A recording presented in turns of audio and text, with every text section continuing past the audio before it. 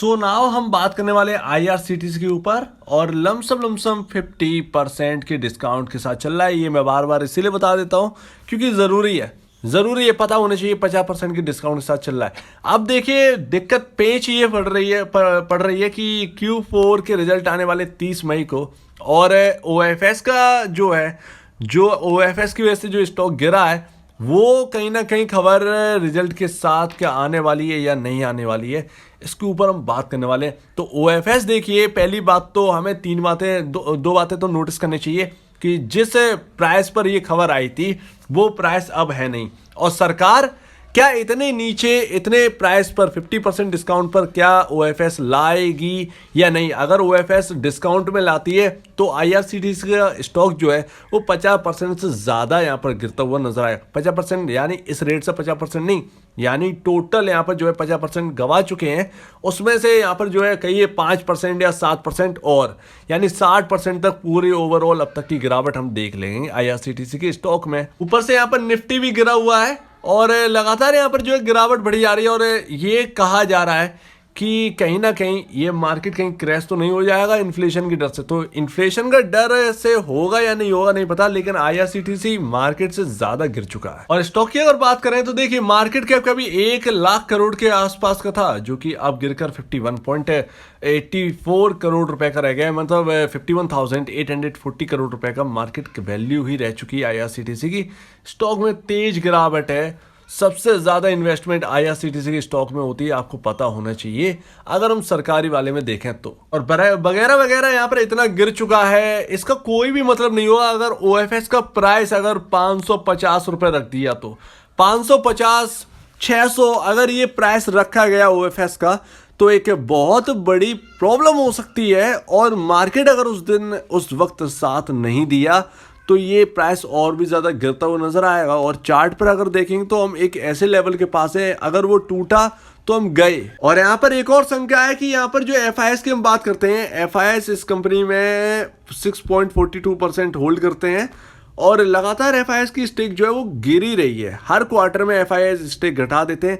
जो FIS की selling इस वक्त चल रही है कहीं ना कहीं वो IRCTC पर कहीं ना कहीं FIS की सेलिंग भी हावी होगी, ये कहीं ना कहीं ये पॉसिबिलिटी है, क्योंकि FIS हैं तो इसका मतलब FIS की होल्डिंग यहाँ पर बेची जा रही है FIS की तरफ से। लेकिन उसके बावजूद भी कुछ एक खबर मैं आपको बता देता हूँ जो आपके साथ पॉजिटिविटी रहेगी। देखिए जो शॉर्ट टर्म है वो काफ़ी ज़्यादा नेगेटिव है, लेकिन लॉन्ग टर्म पॉजिटिव है IRCTC के लिए, ये आप भी मानते हैं, ये सबको मानना पड़ेगा। ये लॉन्ग टर्म के लिए बहुत अच्छा स्टॉक है। और OFS ने यहाँ पर जो है दिक्कतें तो पैदा करी हैं, दिक्कतें बहुत आई हैं OFS की वजह से, लेकिन वो OFS का जो टाइम है ना वो आने वाला है। जैसा कि सरकार ने कहा था कि हम मई के लास्ट तक कहीं ना कहीं हम OFS का जो प्राइस है वो हम बता देंगे, OFS की डिटेल हम दे देंगे। आने वाला है 30 मई को ही रिजल्ट है, देखते हैं क्या होता है। लेकिन दो बातों का ध्यान रखना चाहिए कि शॉर्ट टर्म तो थोड़ा सा नर्वस है, काफ़ी ज़्यादा ख़राब है, लेकिन लॉन्ग टर्म जो है वो काफ़ी अच्छा है। और यहाँ पर खबर देखिए ये है कि जो टूरिज्म पैकेज IRCTC ने लॉन्च किया था, टूरिज्म पैकेज, उससे काफ़ी ज़्यादा फ़ायदा होने वाला है IRCTC को आगे और अभी भी। तो यहाँ पर IRCTC का जो फ्यूचर है वो बहुत पॉजिटिव है, लेकिन शॉर्ट टर्म स्टॉक के लिए बहुत ही ज़्यादा नेगेटिव है। तो पता नहीं इतनी सारी खबरों में स्टॉक किस तरीके से रिएक्ट करेगा। और हमारी आपकी तो बात हुई थी लमसम इस लेवल पर, यानी कि 684 के लेवल के आसपास, 685 के लेवल के आसपास बात हुई थी, और मैंने आपको बताया था 709 रुपये 15 पैसे बहुत इंपॉर्टेंट लेवल है। उसके अगले दिन अगर आप देखें तो एक रेड कैंडल बनी है, और ये इसीलिए क्योंकि जब कोई इंपॉर्टेंट लेवल आने को होता है, काफ़ी दिनों बाद एक रेंज जब टूटती है ना तो उसके बाद वो एक रेजिस्टेंस की तरह काम आता है। 709 रुपये 15 पैसे एक रेजिस्टेंस की तरह ही है। और देखिए एक रेंज जो बहुत टाइम से चल रही थी ना वो रेंज टूट गई थी, 709 रुपये 15 पैसे स्टॉक ने तोड़ दिया था, इसीलिए ये दिक्कत आई है। नीचे देखिए कहाँ तक गया, 600 रुपये 10 पैसे, 610 के आसपास का स्टॉक ने लो लगाया था, और उसके बाद एक रिकवरी।